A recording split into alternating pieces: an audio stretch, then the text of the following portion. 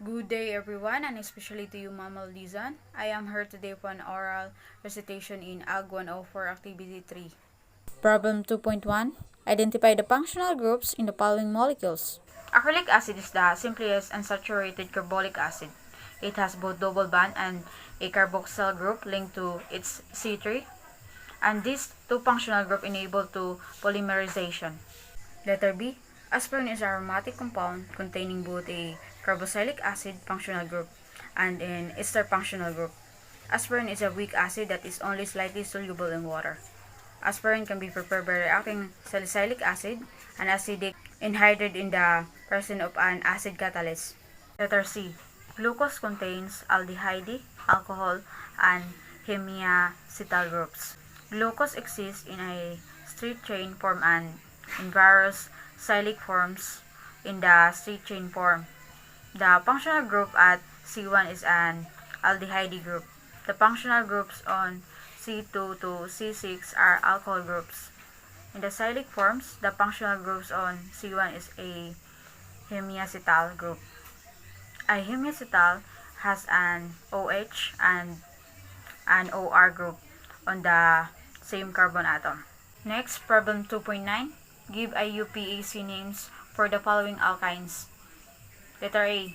The three isomers of C5H12. C5H12 is an organic compound with 5 carbon atoms.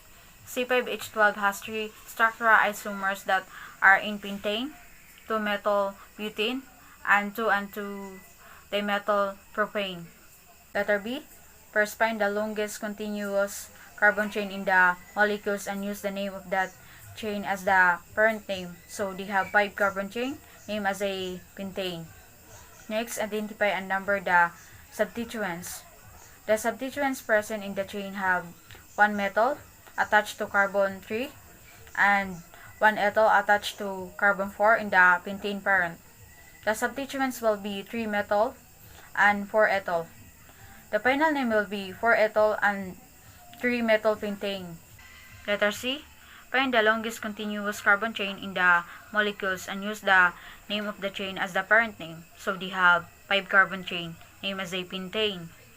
Next, identify and number the substituents.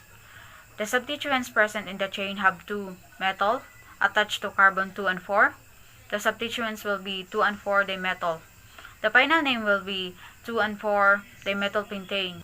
Letter D. Find the longest continuous carbon chain in the molecules and use the name of the chain as the parent name. So they have 6 carbon chain, named as a hexane.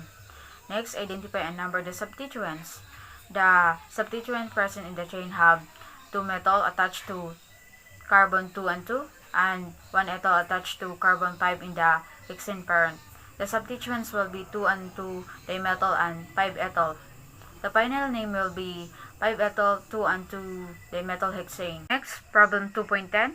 Draw structure corresponding to the following IUPAC names. Letter A. 3 and 4 dimethylnonane. First, look at the parent name and draw its carbon structure. Next, find the substituents and place them on the proper carbons. Finally, add hydrogens to complete the structure. Letter B. 3-ethyl 4 and 4 dimethylheptane.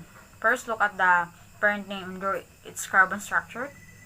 Next, find the substituents and place them on the proper carbons.